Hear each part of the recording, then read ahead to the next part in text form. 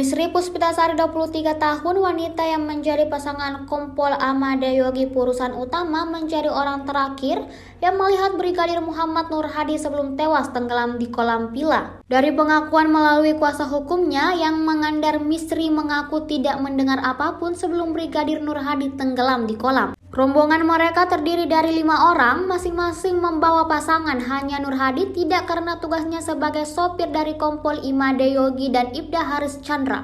Kompol Yogi menyewa Misri 10 juta sebagai pasangannya, sedangkan Ibda Haris Chandra berpasangan dengan wanita bernama Melanie Putri. Melanie Putri diduga menjadi motif dari kematian Brigadir Nur Hadi di villa di Gili Terawangan, Lombok Utara pada 16 April 2025. Meski sama-sama berstatus wanita, sewaan dalam pesta narkoba tersebut, Melanie lebih beruntung dibandingkan Misri yang telah ditetapkan sebagai salah satu tersangka. Dalam kesaksian Misri, saat keadaan mabuk, Brigadir Nur Hadi sempat mencium Melanie di kolam renang.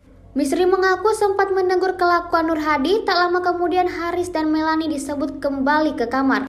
Misri hanya melihat Brigadir Nur Hadi pada saat itu masih berenang di kolam sebelum kembali ke kamar untuk membersihkan diri sekira pukul 19.55 waktu Indonesia Tengah. Namun sekira pukul 19.58 waktu Indonesia Tengah, berdasarkan pantauan CCTV, terlihat Ibda Haris bolak-balik dari hotel ke villa sampai 3 kali. Setelah itu Nur Hadi ditemukan tewas di kolam dalam kondisi janggal. Tubuhnya terdapat bekas kekerasan, tulang lidah patah akibat cekikan dan luka memar di kepala. Kami juga sebenarnya masih heran di bagian mana si keterlibatan si M sehingga dijadikan tersangka.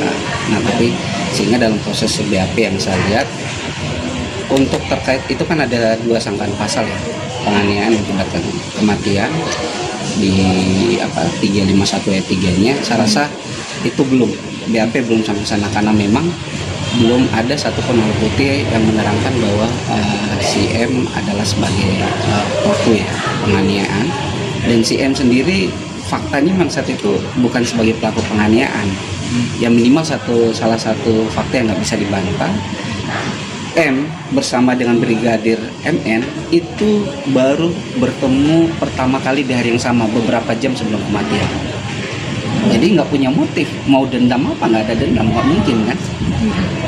Apalagi dikaitkan dengan kondisi korban yang begitu luar biasa parah ya, kita bisa membayangkan bagaimana bengisnya pelaku melakukan kekerasan terhadap korban.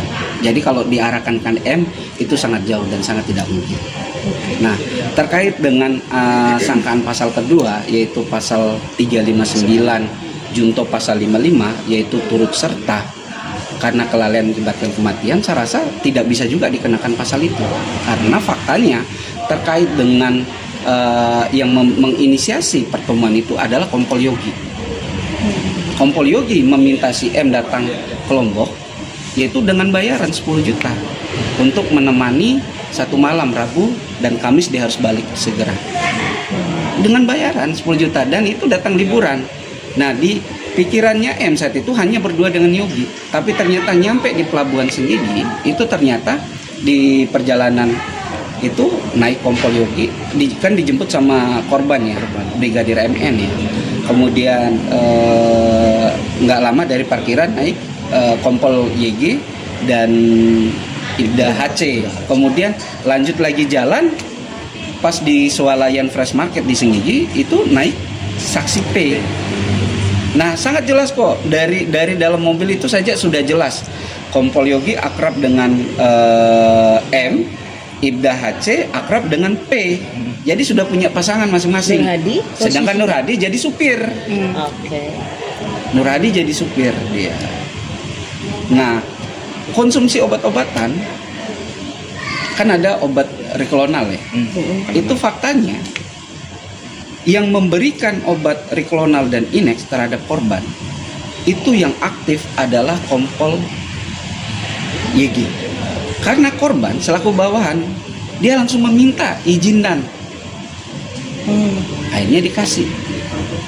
Awalnya Riklonal, kemudian dikasih, dia minta lagi Inex. Nah, jadi yang aktif itu Kompol Yogi memberikan. Lalu di mana peran dari M? Nggak ada. Sebenarnya M ini mau dijadikan saksi kunci atau apa Pak? Nah, kalau terkait dengan saksi kunci, kami sudah dengan berbagai metode ya. Karena mungkin logika kita menganggap M harusnya tahu. Karena yang ada di lokasi, itu hanya 3 orang. M, Kompol YG, dan Ibda HC. Karena saksi P itu udah setelah pesta, itu langsung pindah ke hotel sebelah. Sehingga hanya 3. Nah, logikanya 3 orang ini harusnya tahu apa yang dialami oleh korban. Download Tribun X sekarang, menghadirkan lokal menjadi Indonesia.